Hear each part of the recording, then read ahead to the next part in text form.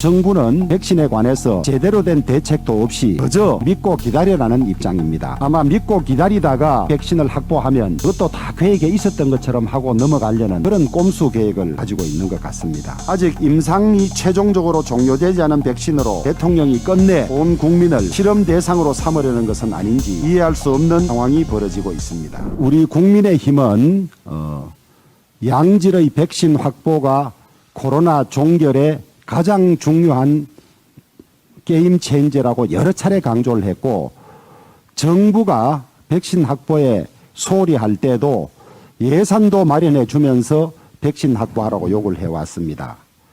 그런데 지금 정부는 백신에 관해서 제대로 된 대책도 없이 그저 믿고 기다려라는 입장입니다. 아마 믿고 기다리다가 의외의 백신을 확보하면 그것도 다 계획에 있었던 것처럼 하고 넘어가려는 그런 꼼수 계획을 가지고 있는 것 같습니다. 대통령은 여전히 이 늦은 백신 접종부터 사과해야 될 마당인데 겨우 2.3%에 불과한데 여전히 K방역 자화자찬만 하고 있습니다.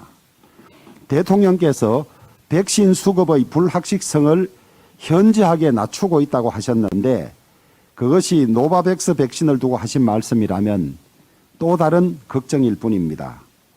대통령께서는 아스트라제네카 백신의 경우에도 긴급 사용이 신청만 되고 성인이 채 나지 않은 상태에서 접종 계획부터 서두르다가 결국 접종이 잠정 중단되는 사태에 이르렀습니다. 아스트라제네카 백신의 안전성에 관해서 우리 국민의힘이 문제를 제기하면 민주당과 정부 측에서는 공연한 불안을 조성한다고 비방했던 것이 불과 며칠 전 일이지 않습니까?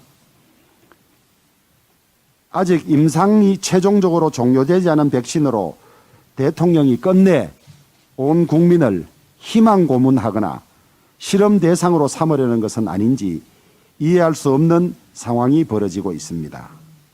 가뜩이나 아스트라제네카 백신에 대한 우려도 완전히 해소되지 않은 상태에서 정부 스스로 위험천만한 논란을 자초하고 있습니다. 정부 당국이 미기적거린 탓에 백신 확보에 막차를 타고 국민들은 선택권마저 박탈된 마당에 국민을 또다시 실험 대상으로 내몰려는 시도는 바람직하지 않습니다. 아무리 급해도 안전성이 절차를 거쳐서 확인되지 않은 경우에 보급해서는 안 될 것입니다. 말로만 하실 것이 아니라 지금도 다방면의 노력과 대비책을 강구해야 할 것입니다. 미국은 화이자 백신 같은 경우 5월이 되면 여유분이 조금 생기는 걸로 알고 있습니다.